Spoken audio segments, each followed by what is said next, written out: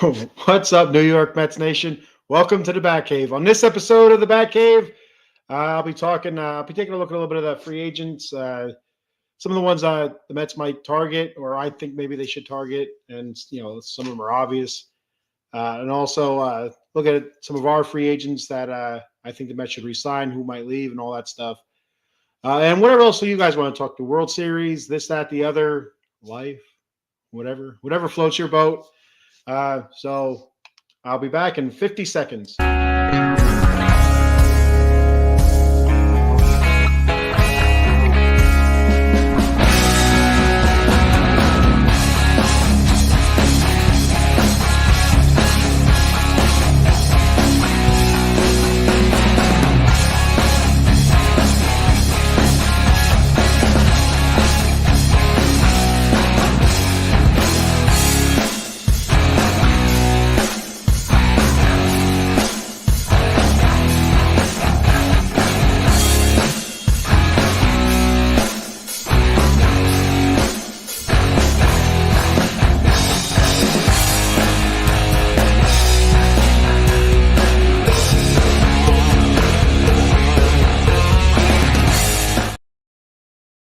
Good morning, New York Mets Nation, and welcome to the Batcave. I'm your host, the Bat Fry, Kenny Fry, and you know what day it is, baby. It's Hump Day! Hump Day! What? Hump Day! Yes, it is! Gotta love that Hump Day. So, if you watched last week's episode, I had some some audio issues, and so I'm still kind of working on it. It turns out my headset, either my little guy was chewing on it, or my cat. My we have a kitten-ish. He's probably about 1 year old. So he's still kind of technically a kitten, but he's getting older. But he's still really frisky and loves chewing on stuff and batting stuff around and whatnot. So I'm trying to I know it wasn't me. I didn't chew on it. But after closer inspection, there were some teeth marks. So I have to get a new headset. I just haven't gotten to the local Staples yet and picked one up. So now it's just me and the microphone. So I'm probably sounding really loud. So one of the reasons why I use the headset, especially by myself, you figure, hey, why the hell do I need a headset? I don't need to hear anybody if I'm going solo, right? Would also, for whatever reason, when I plugged the headset in, it would also dull the sound, the audio of the microphone that I use. I use a microphone. I'll show you real quick it's a little gimmick, like this here. Hello, like that. You know what I mean? I don't know. So if it's really loud, I apologize. Like I said, I need to get a new headset, and we'll go from there and continue troubleshooting it and working it out, and hopefully the port in my little laptop here, my Chromebook or whatever the hell you want to call it. Hopefully that port isn't all messed up or fritzed out or something like that. It's just hopefully it was just a headset and whatever. So, all right. So we got a comment, and of course, Miss Eileen. What's up, Eileen? She's letting everybody know what day it is. It is Hump Day. Yes, it is. Eileen, the Yankees win a game. There you go. Hey, I'll tell you what. I'm Mr. Positivity. I'm always Mr. Positivity until I'm not. And you got to start with one, right? You got to take one foot in front of the other. And one can lead to two can lead to three can lead to four. So you never know what the Yankees can do. They're a good team. They're a good roster, and just like any other team, they have their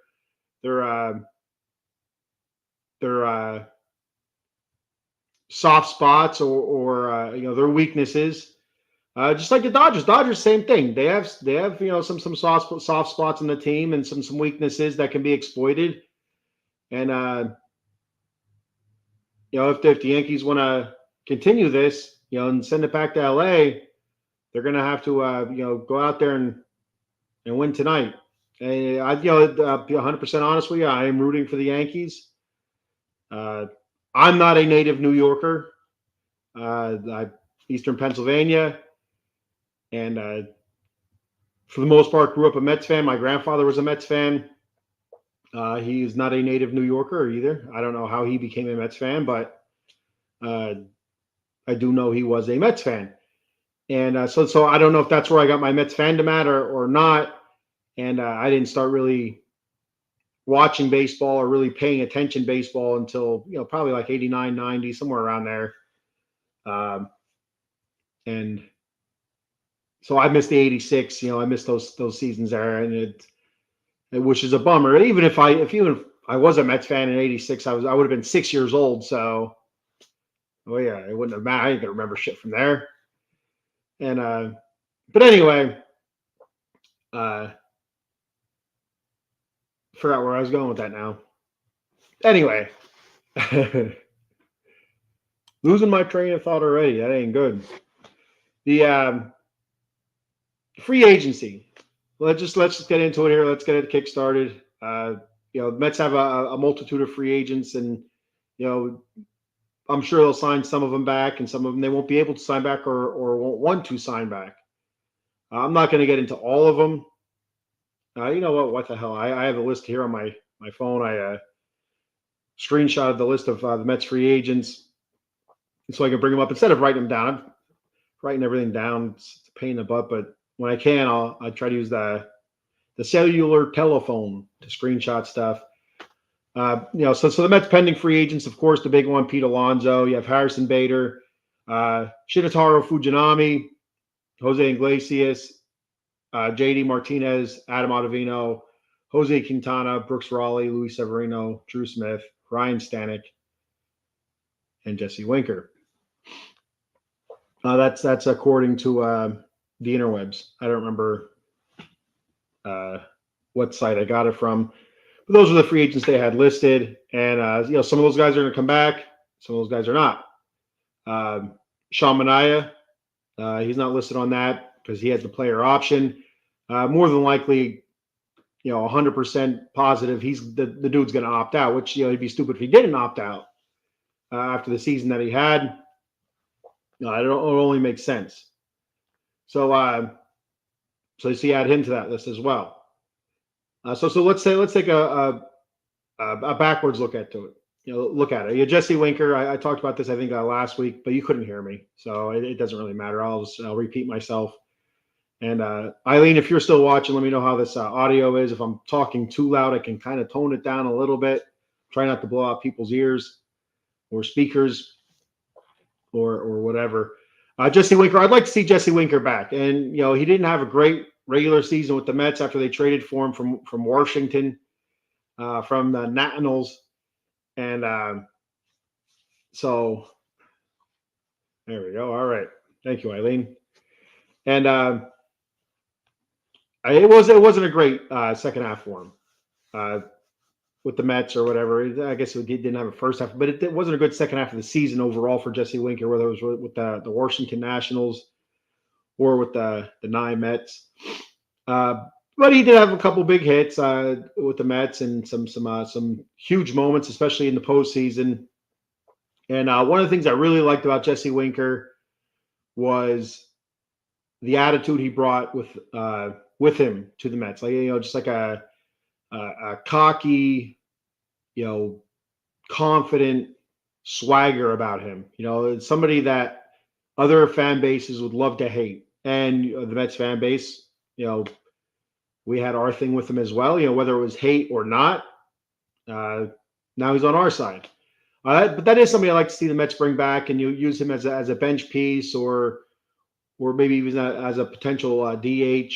Outfield wise, he's not going to be the best outfielder, but you could rotate him in through the outfield, depending on what we got going on out there with guys that we're going to retain or youngsters that may be called up, and where we're going to go from there.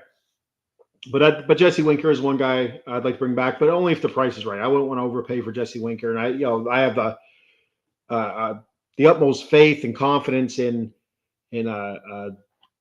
David Stearns and the powers that be over there in Mets Kingdom to not overpay on some of these guys, and if the price is right, maybe to bring them back.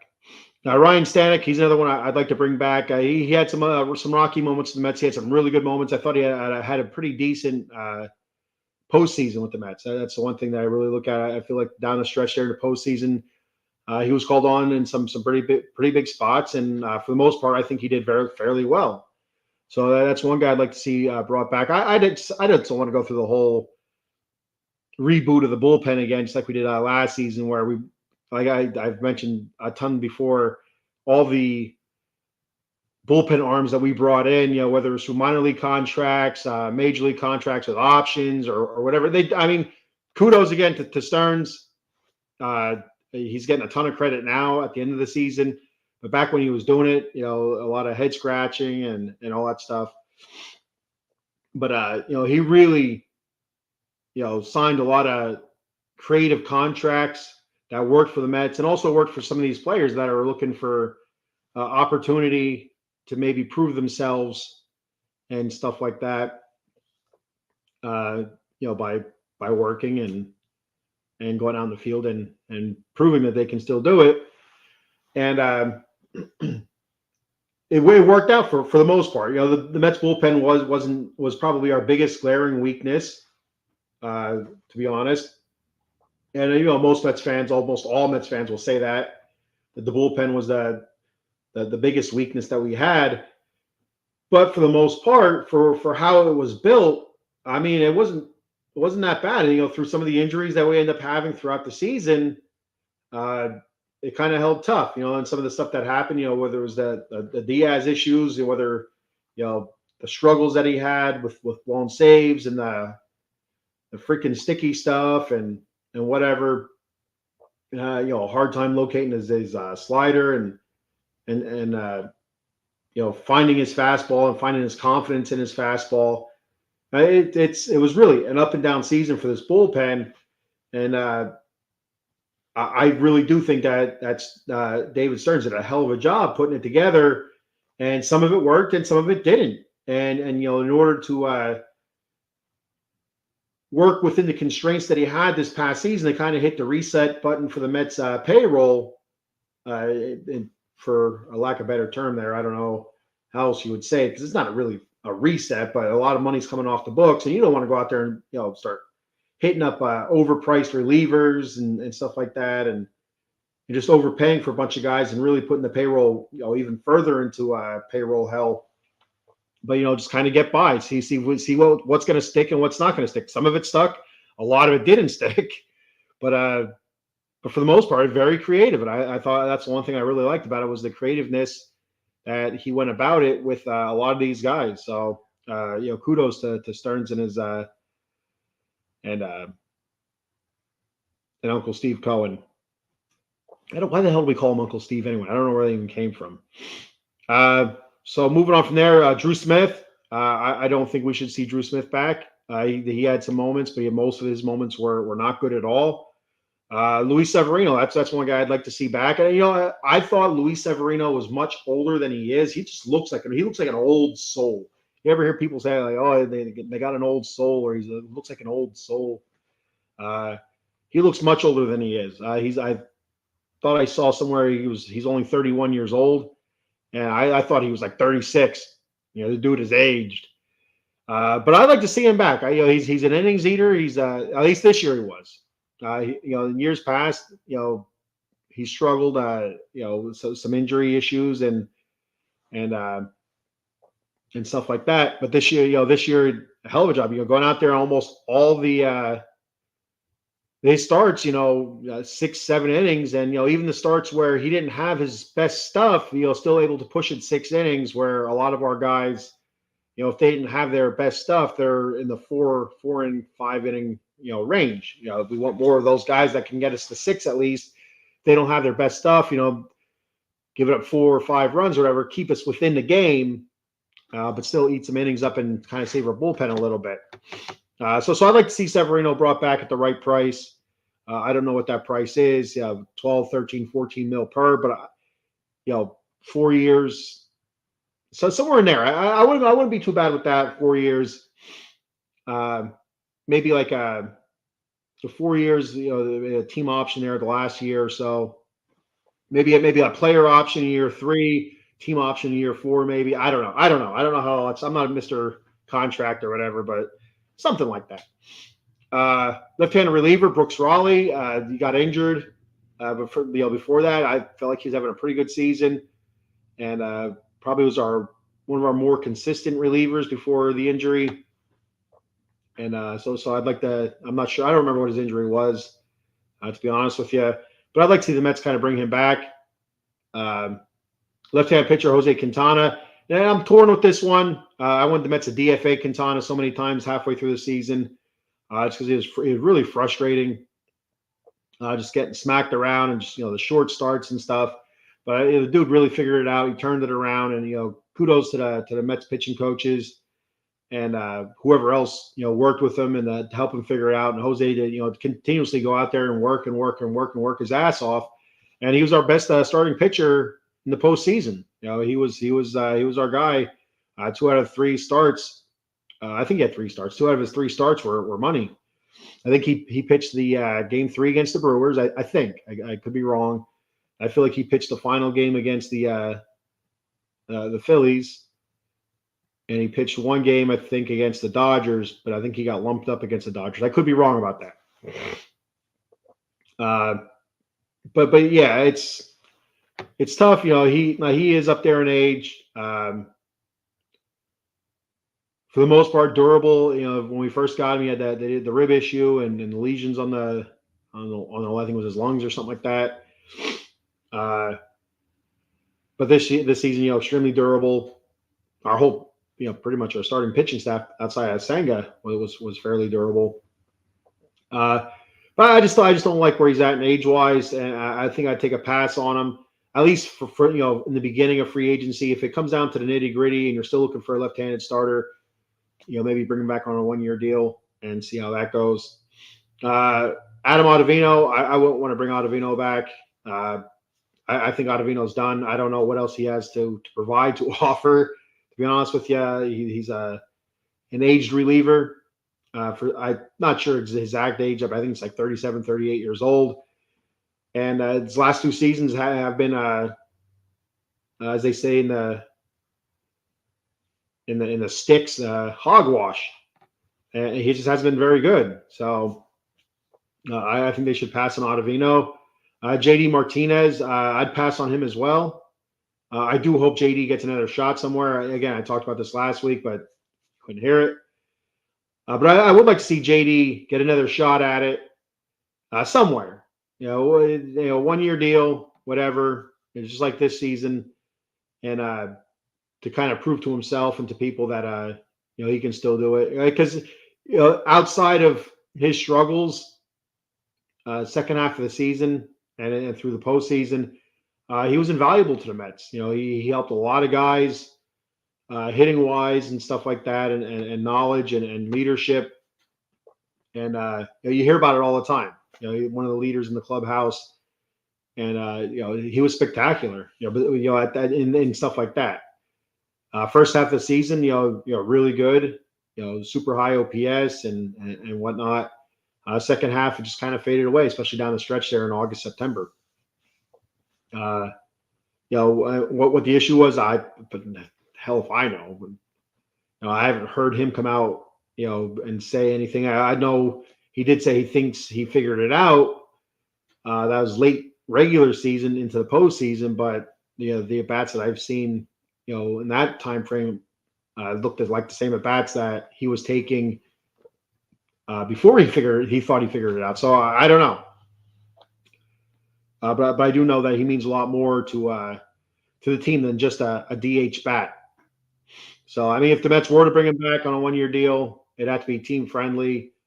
And I don't know if he'd go for that or not.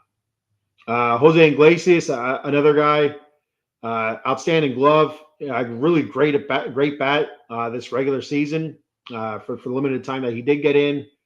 It took a while before he actually got the starting nod there at second base, and he's filling in at third. At times for defensive replacement at the end of the games for Vientos, and the whole OMG movement. Was a huge part of our makeup this year. Was I don't want to say rallying cry, but I guess you can call it a rallying cry.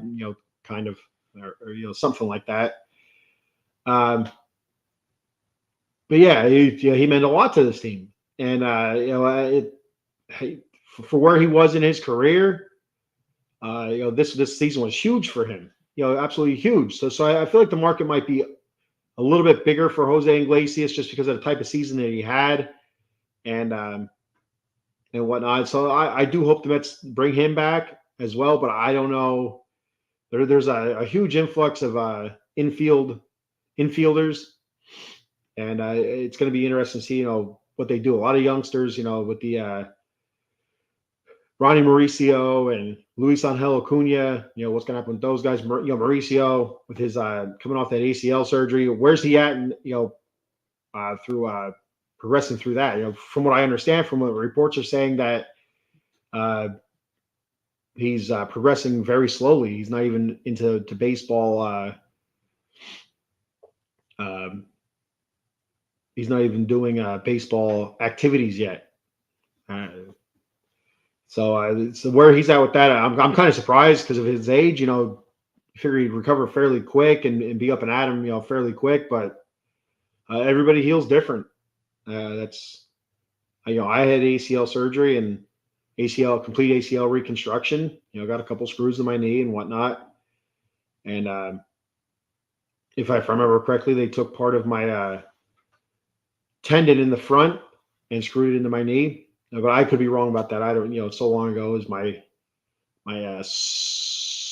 early sophomore, no, halfway through my sophomore year in high school. So I was probably, I don't know, 15, somewhere around there. And I think it was January, February, and I made it back in time for the first day of double sessions for football, and that was in August. So 8 months. He tore his ACL. What was it? I think it was. Did he do it during the? Was it spring training or was it during the winter league or whatever the hell it is? I don't remember when he did it, but he should be up and doing something, baseball related anyway. But apparently he's not. So he's not where they'd like him to be. But you got to give it time. Like I said, everybody heals differently. But those are two names, right off the top of my head, possibly biting for infield time. Now, those guys can also play some outfield too, but an influx of people in the outfield. It's like there's only so many spots, and it's going to be interesting to see how they fill this up, and Jeff McNeil as well. Him coming off the injured list there in the NLCS. He'll be back next year, I'm sure. I don't see the Mets trading him away or anything like that. He had a really good second half of the season. Where does he go? Is he infield, outfield? Who knows? Shintaro Fujinami, I don't imagine he'd be back. They brought him in, and he's just struggled down in AAA after I think he rehabbed an injury. Harrison Bader, I don't think the Mets are going to bring him back either. I feel like there was a report that I read that they weren't bringing him back, but I could be mixing something else up, or maybe another podcast said that he won't be back. I'm not sure. And then, of course, Pete Alonso. So, my thoughts on Pete Alonso. I feel like the Mets should bring Pete Alonso back, and it's going to be really interesting what they do here, because what they do with Alonso could mean a lot of different things. Do they go after Soto first? Because I'm sure the Mets are going to be in on Soto. And do they go after Soto first? If they don't sign Soto, do they sign Alonso? Is Alonso going to be one of those guys that doesn't get signed? That just drags out a whole offseason? Almost like a JD Martinez. A lot of people, where's JD going? He's linked to a whole bunch of different teams, and eventually leads to him in the Mets. 1 year deal, late, near the end of spring training, and that was that. Hopefully it doesn't stretch out that far for Pete, into spring training. Hopefully it's done, well before spring training, because it just, I don't know if I want to listen to that garbage all winter long, all the rumors and, Alonso was seen in San Francisco today talking to the Giant ownership, or Alonso was in Arizona today talking to the Diamondbacks and stuff like that, or he was in New York talking to the Yankee brass. So I don't want a whole winter of that stuff. But if the Mets do go after Soto, do they go after Soto first? They could sign both of them if they really wanted to. They have the money for it. They have like 170 some million potentially coming off the books this year. That's with dead money of contracts of players that aren't even on the team anymore, and some of the players that were on the team this year, their contracts are expiring this season. So where do they go? Do they go Soto and just if they get Soto, they pass on Pete, or do they go for Pete and then still try to go after Soto? I don't know. But again, like I said, they could really sign both. But then what do you do with the pitching staff, the starting pitching? That's we're losing potentially three starters through free agency. Like I said earlier, Severino, Quintana, and Minaya, I'm sure will opt out as soon as he can. And I don't know how soon he can opt out. I know the free agents, the soon-to-be free agents, are free agents after the last out of the World Series. So I don't know if that's when Minaya can opt out, if he'll opt out, right away or whatever. I'm not really sure. But back to Alonso. If the Mets do lose Alonso, what do they do at first? Now there are some other first basemen that will be free agents. Paul Goldschmidt, who was not very good this past season and is 37 years old. Do you sign him on a 1-year type deal or whatever, just to kind of get you through a season? Christian Walker, Diamondbacks, 34 years old. He had a fairly decent season, but from what I understand, I was listening to Locked On Mets. I think it was last night or whatever it was, or 2 nights ago, and they were talking about Christian Walker, and I was, he struggled a bit down the stretch there in the second half. I'm not really sure. I don't follow the Diamondbacks, and I don't give a shit about the Diamondbacks. The only time I cared about the Diamondbacks is when the wild card race was going on, and I wasn't looking up their stats. Who else? Josh Bell, I think, was one. But anyway, there's going to be some free agent first basemen out there. But a lot of the talk, on a couple different podcasts, and through I've seen it a bunch on X, is the potential of Mark Vientos bumping over to first base and leaving that spot open, for a possible Brett Baty, reunion. I don't want to say reunion because he didn't go anywhere. He just want to send down to AAA. But Brett Baty coming back up to the big ball club and playing some third again, or even Ronnie Mauricio, or if you want to do the whole Jose Iglesias thing again, you move him over to third and you have McNeil at second base, or Luis Angel Acuna, or if Ronnie Mauricio is up to speed and who we think he could be. If he's, because I fully expect when Mauricio's ready, I fully expect him to start in AAA. I don't see Ronnie Mauricio start on the big league roster unless he just comes up in spring training and blows the doors off everybody. I don't expect him to start in the big league roster. Luis Angel Acuna, on the other hand, I don't know. I feel like he showed that he can hang. It was only, I think 2-week stint basically, where he filled in for Lindor, and I don't remember how many at bats he had. I think it was 40 or 50 at bats. I think it's 40 something at bats. So it's an extremely small sample size, but for the most part, you've seen what he has to offer. Speed, a heck of a bat. Good power. They were saying that he didn't have power like his brother, but he launched a few home runs there in that small time span that were very convincing home runs. Not a lot of nice line drives, and I really like what I saw from him. Fielding wise, he looked good for the most part. Did make a couple errors, but he'll learn to slow it down a little bit and breathe when you're making a play.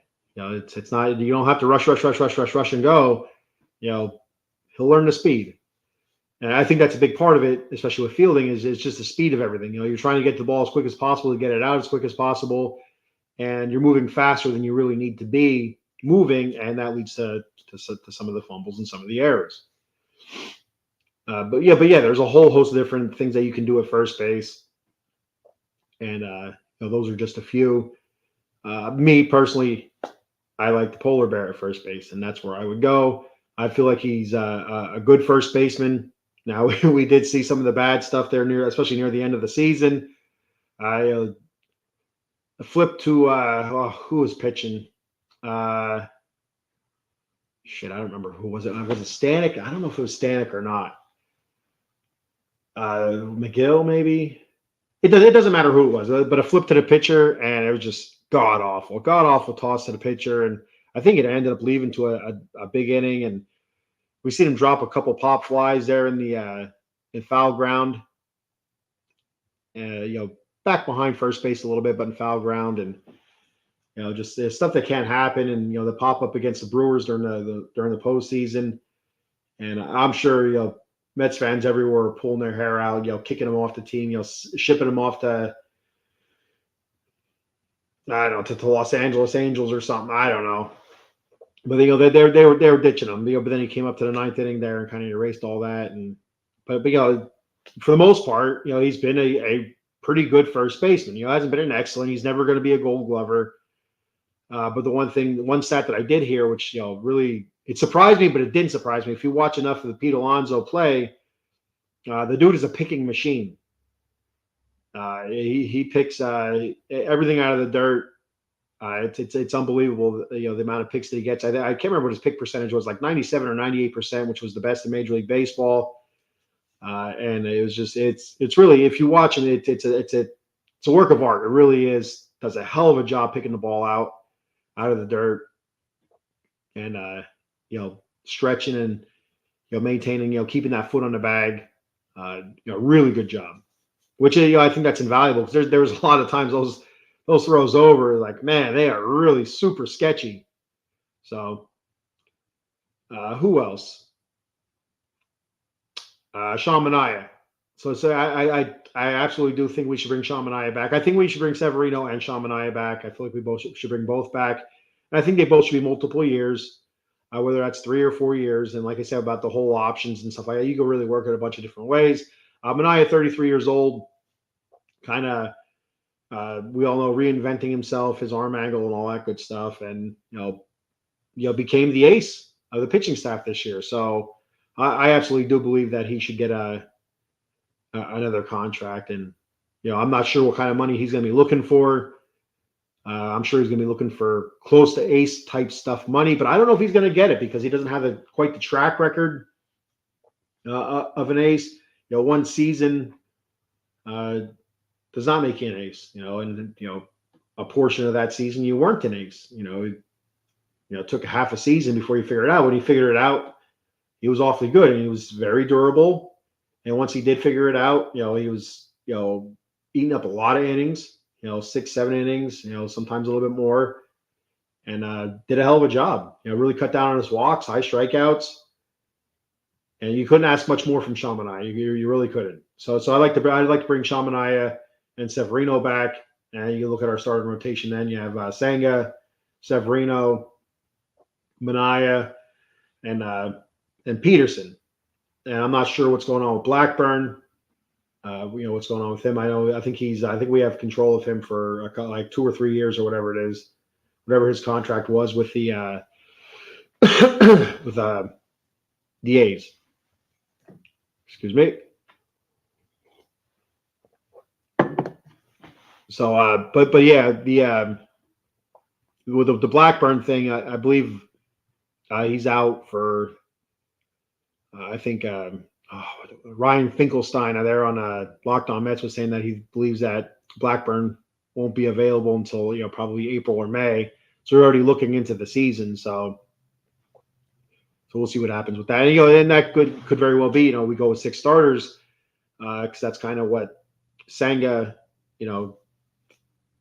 his rotation is, every 6th day or whatever it is, 7 days, pitching once a week. And, you're going to need 6 starters for that.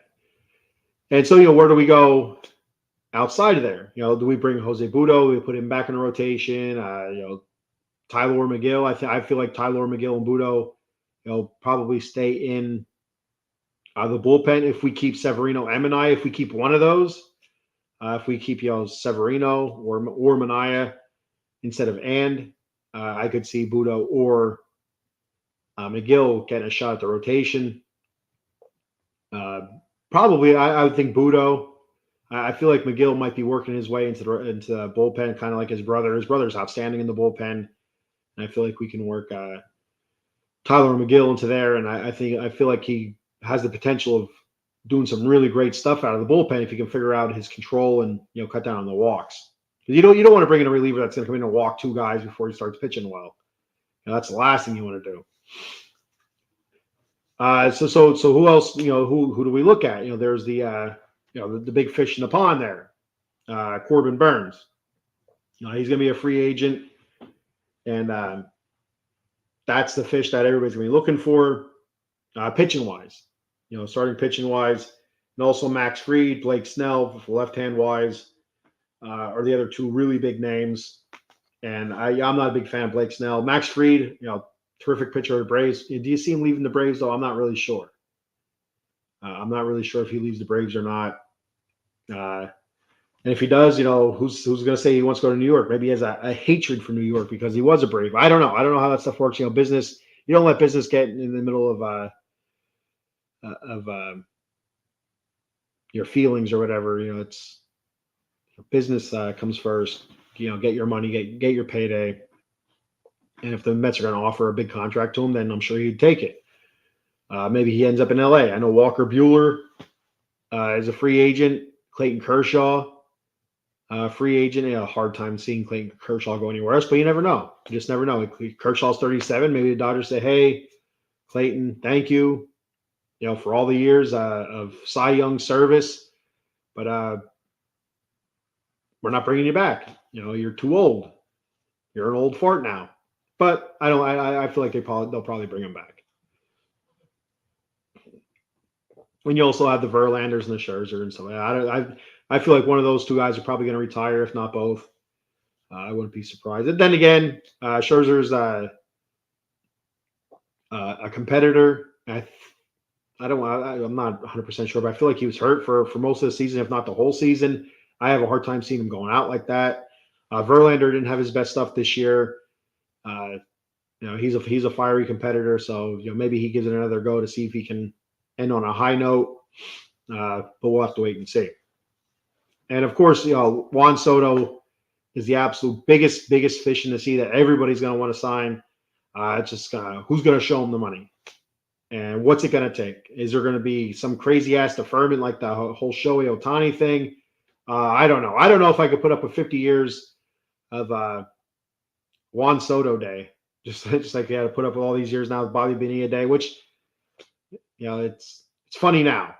Every year when we come to that day, it always annoys me when we come to that day because everybody's laughing at the Mets and making a mockery of us. And every team has these contracts on their books, but nobody talks about them. It's always Bobby Bonilla Day. I don't understand it.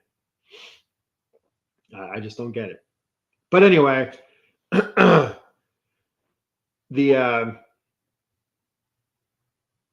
Soto it's going to take a large deferment. I'm not sure. The same thing with Pete. Alonso is going to take a deferment. In order to make the numbers work. Again, I'm not sure. I'm sure they're going to want to stay under the luxury tax or at least under the highest level or the Cohen tax they call it. The highest level of luxury tax. There's different levels to it. I'm not a math magician or anything like that, so I really don't understand all of it. I don't even try to understand it.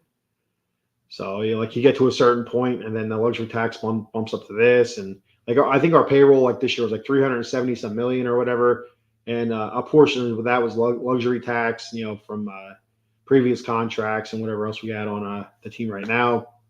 And if you look at our payroll, a large portion of that 360 some million, $370 million don't even play for the team anymore. So it is what it is. So yeah. So we have that. Who else free agent wise? I did have a couple names here. Willie Adames, I know for him. Alex Bregman, I don't know.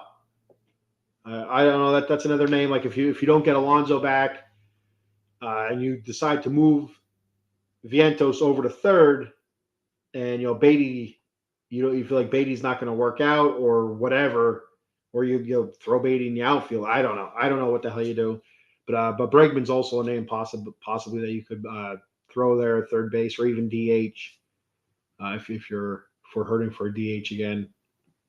But I do know it's going to be a fun off season. The Mets are going to spend, and I'd expect some trades too. Stearns, had his meeting, and he says he likes working the trades and stuff like that. So I expect to see some trades, and maybe not big trades, maybe all small pieces or whatever.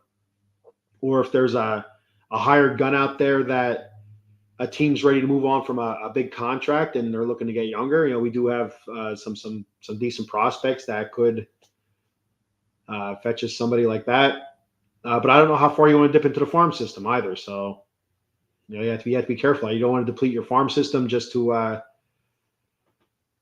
get a rental or whatever. Somebody that may not re-sign with you, or somebody that's a little bit long in the tooth, a little bit aged, that you're only going to have 2 seasons. Give them up for somebody that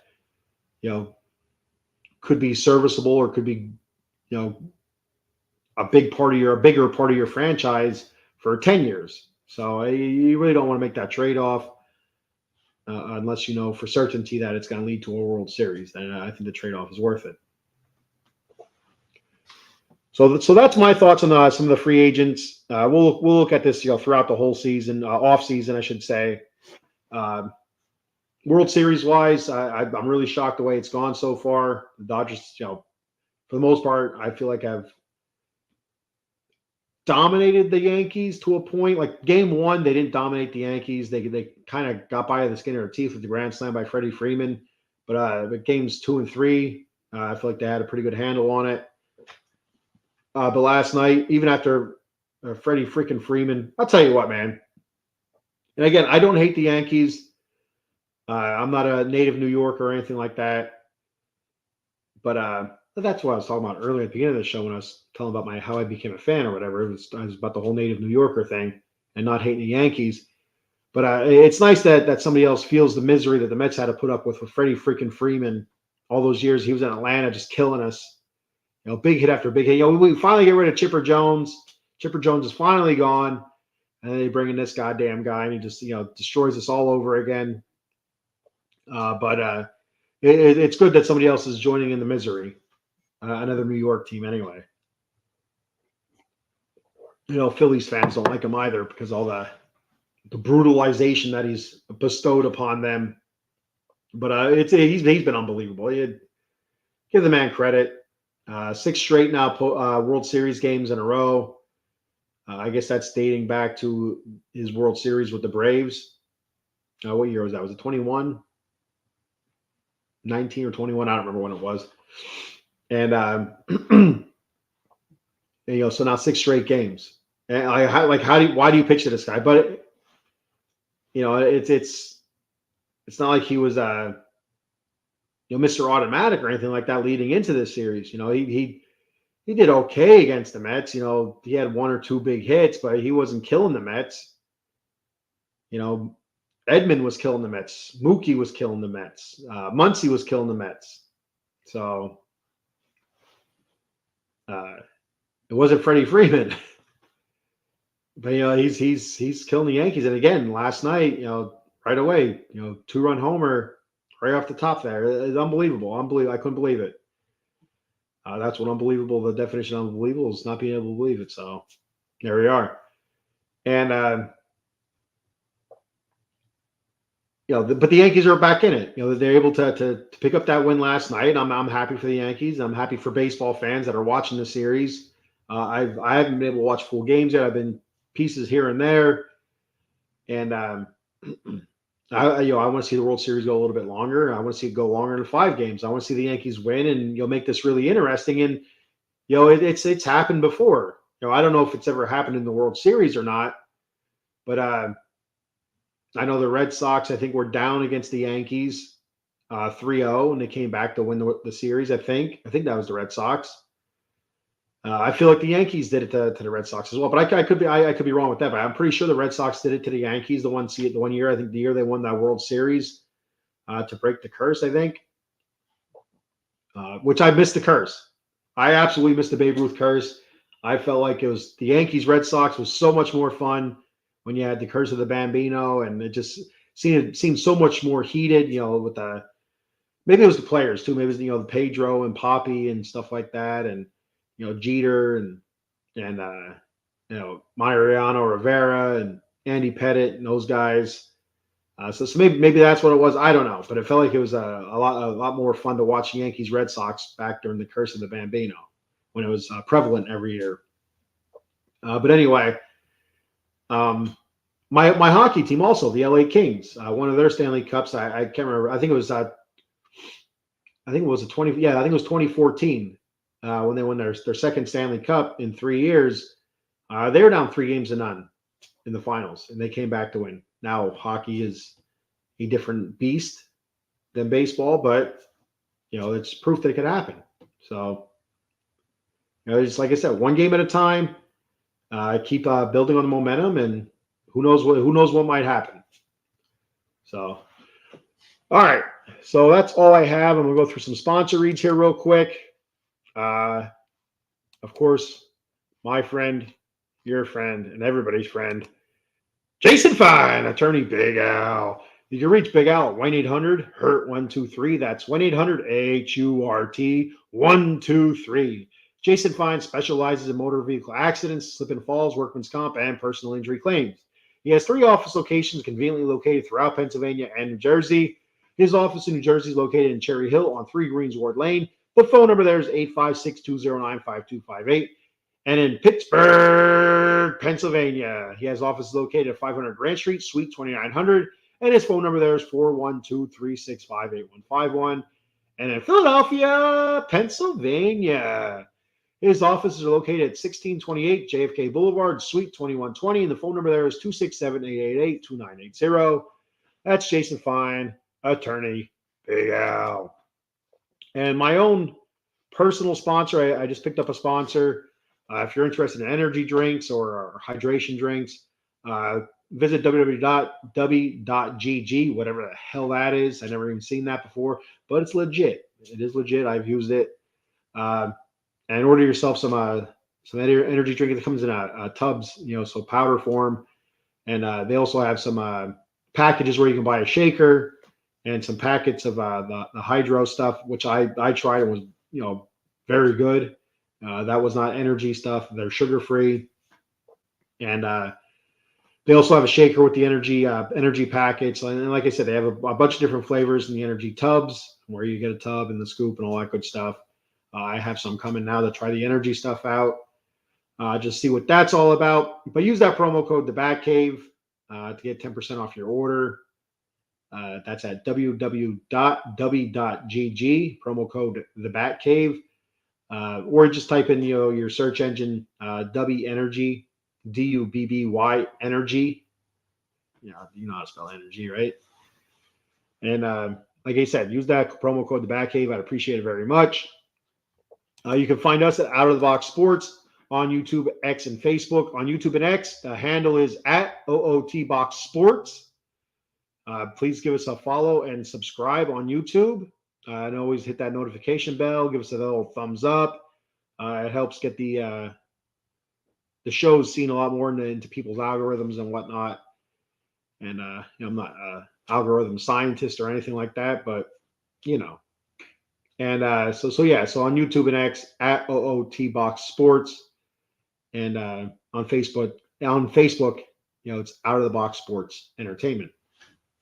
And then myself on X, you can reach me at the Batcave OOTBS. Please give me a follow. I'd appreciate it very much. At the Batcave TBS on X. And like I said, I appreciate the follow. I follow back. So whether or not that means anything to you, I don't know. And on YouTube, my YouTube handle is at the Batcave _OOTBSE. My YouTube channel, once again, is at the Batcave _OOTBSE. If you don't mind subscribing to my YouTube channel, I have 11 subscribers. I don't know who those 11 are, but they are lucky souls. But first and foremost, follow Out of the Box Sports. We appreciate it very much. We have some great shows and some great people here doing shows and whatnot. So, all right. So that's all I have for today. And I appreciate everybody for checking the show out. And I'll be back next Wednesday, 10 a.m. Next Wednesday, I plan on grading this year's Mets player by player. We'll see how that goes. Hopefully, I don't get sidetracked and I'll start my rambling, kind of like what I did today. But it's bound to happen. It is what it is, right? But yeah, so we'll be grading, and any kind of news happens between then and now. We'll talk about that as well. Also, some important dates. I wanted to mention this earlier, but I forgot. Now that I remember, we have February 14th, pitchers and catchers report to spring training for most teams. 22nd, spring training Grapefruit League schedule opens at Clover Park in Port St. Lucie versus the Astros. That's for the Mets. March 27th, opening day in Houston. And then April 4th, home opener versus the Blue Jays. So there you have it. Some important dates there. And can't wait. I'm ready for next baseball season. I'm ready for this offseason to see what we do with our abundance of dollar bills. And who we bring back, who we let go, who we bring in new. And there was another. I just remembered there was another free agent I thought the Mets should take a look at and bring back, which was actually Trevor Williams. He didn't have a bad season with Washington, 6-1, 2 point something rather ERA. Did miss a few months due to injury, a flexor issue or whatever it was. But he pitched very well this year for Washington. So I think that's somebody the Mets could look to bring back. I think he'd come fairly cheap. Left-handed pitcher, does have bullpen experience, so there's always that. I know he doesn't want to be a bullpen guy, but bring him as a starter and see what happens. I mean, it couldn't hurt if we're looking for an extra starter or whatever. Kind of fill out a 6-man rotation. That's always a name that's out there. All right. Thank you, everybody. Tune into my show next Wednesday, the Batcave, and I'll be live tomorrow morning, 10 a.m. with the Silver and Black Lair, talking LA Kings hockey, and then Friday morning, 10 a.m. I will be live. You know what? Not sure what time I'm going to be live Friday because I have a service being done on my truck, oil change and all that good stuff. But I will be live Friday sometime after my truck stuff's done at the dealership. And so I don't know what time that's going to be, though. It could be 11 a.m. somewhere around there. So that's why it's important to subscribe to Out of the Box Sports YouTube channel and hit that notification bell. That way your little phone will vibrate or whatever, and you say, hey, yo, the show's on, stuff like that. I got one more comment before I leave. Matthew Guzda, what's up? I said, let's go Mets. Yes, sir. Let's go Mets. I hope I did not butcher your last name. Thanks for checking the show out, buddy. I appreciate it very much. I'm heading out. So be sure to check me out again next Wednesday. Same bat time, same bat channel. And of course, always, let's go Mets.